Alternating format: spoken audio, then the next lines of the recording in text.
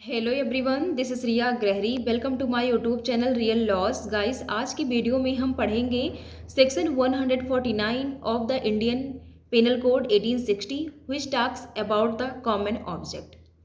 इसके पहले हम लोगों ने कॉमन इंटेंशन कवर कर लिया है। कॉमन इंटेंशन जो सेक्शन 34 में दिया गया है आईपीसी में, उसके बारे में हम लोगों ने पढ़ा कि कॉमन इंटेंशन क्या होता है। अब आज हम जानेंगे इस वीडियो में कि कॉमन ऑब्जेक्ट क्या होता है। तो कॉमन ऑब्जेक्ट को जानने के लिए आप लोग अपना बेयर एक्ट ओपन कर लीजिए, क्योंकि जब आप अपना बेयर एक्ट के थ्रू आप देखेंगे, आप उसको बेयर मतलब बिल्कुल केयरफुली मुझे सुनेंगे तो आपको समझ में आएगा कि कॉमन ऑब्जेक्ट में क्या है। तो आइए हम लोग वीडियो शुरू करते हैं। कॉमन ऑब्जेक्ट सेक्शन 149 बात करता है कॉमन ऑब्जेक्ट के बारे में। Every member of unlawful assembly guilty of offence committed in prosecution of common object. यानी कि जो टाइटल है आईपीसी में सेक्शन 149 का जो टाइटल है वो है common object. Every member of unlawful assembly यानी कि जो प्रत्येक मेंबर हैं अल्लाहफुल असेंबली के गिल्टी ऑफ ऑफेंस, वो ऑफेंस के लिए गिल्टी माने जाएंगे committed in prosecution of common object.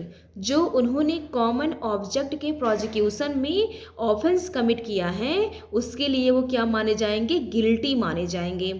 अब यहाँ पे अल्लाहफुल असेंबली का वर्ड आया है यहाँ पे, तो अल्लाहफुल असेंबली में 5 पर्सन्स का होना जरूरी होता है।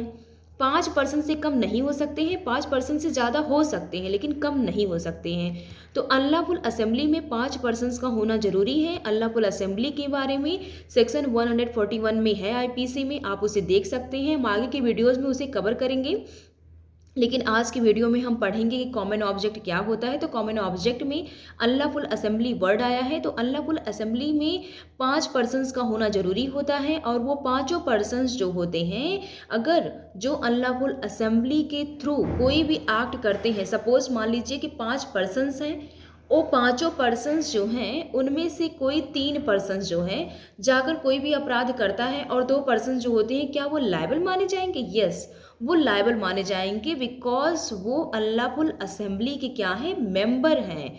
तो मेयर जो मेंबर है उनका होना, मेयर मेंबर होना उस अल्लाहफुल असेंबली का, उसके लिए भी वो लायबल माने जाएंगे। तो चलिए हम बैराक्ट के थ्रू इसके अंदर में पढ़ते हैं कि सेक्शन 149 में क्या है।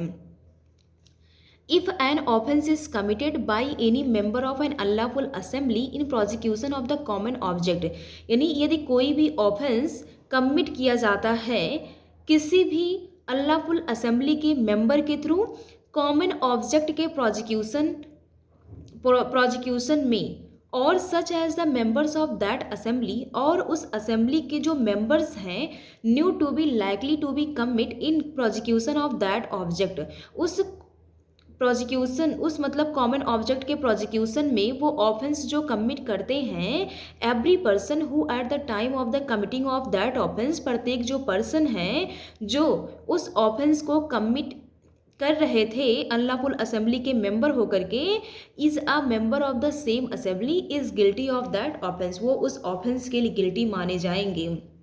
जैसा कि आप लोगों को भी पता है कि जो सेक्शन 149 है वो कोई भी सेपरेट ऑफेंस क्रिएट नहीं करता है, लेकिन ये विकेरियस लायबिलिटी के बारे में बताता है। जैसा कि आप लोगों को पता ही होगा विकेरियस लायबिलिटी के बारे में, जिसमें सपोज मान लीजिए कि प्रिंसिपल और एजेंट का जो रिलेशन होता है, कि प्रिंसिपल जो होता है अपने बिहाफ पर एजेंट को रखता है कोई भी काम करने के लिए। अगर एजेंट से कुछ भी गलती होती है तो प्रिंसिपल भी उसके लिए क्या होता है, लायबल माना जाता है। तो सेम चीज़ यहाँ पर भी है कि अल्लाहफुल असेंबली के जो भी मेंबर्स हैं, मान लीजिए कि 6 मेंबर्स हैं, वो किसी भी घर का लूटपाट करना चाहते हैं, उनमें से 3 ही मेंबर गए उस घर का लूटपाट करने के लिए, बाकी 2 लोग बाहर ही थे देखभाल करने के लिए कि कहीं कोई आ न जाए, क्या कैसे, इसी चीज़ का। तो क्या वो तीनों पर्सन ही केवल उस चीज़ के लिए लायबल होंगे या जो बाकी 2 लोग भी हैं? नहीं, सारे मेंबर्स उसके लिए लायबल होंगे। ऐसा नहीं है कि वो लायबल नहीं माने जाएंगे, क्योंकि केवल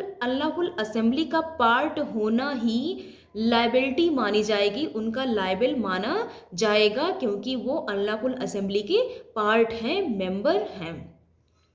तो सेक्शन 149 में यही सारी बातें हैं। अनलॉफुल असेंबली का वर्ड है जो सेक्शन 141 में है, लेकिन जो इसमें अनलॉफुल असेंबली की बात किया गया है उसमें 5 या 5 से अधिक व्यक्तियों का होना जरूरी होता है। और कॉमन ऑब्जेक्ट के प्रोसिक्यूशन में जो कोई भी ऑफेंस वो कमिट करते हैं वो कॉमन ऑब्जेक्ट में आता है। तो सेक्शन 149 में इतना ही है। आई होप कि आप लोगों को समझ में आ गया हो। यदि आपको कोई भी कन्फ्यूज़न हो, कोई भी क्वेरी हो इस पर्टिकुलर सेक्शन के थ्रू, मतलब जो कुछ भी हमने बताया है, अगर इसमें कोई भी आपको प्रॉब्लम हो सो आप हमसे पूछ सकते हैं रियल लॉस चैनल के थ्रू। अगर अभी आप लोगों ने अभी तक मेरा चैनल लाइक नहीं किया है, सब्सक्राइब नहीं किया, so please do like and subscribe my YouTube channel real loss, and please share my videos with your friends, with your families. Thank you. Have a nice day.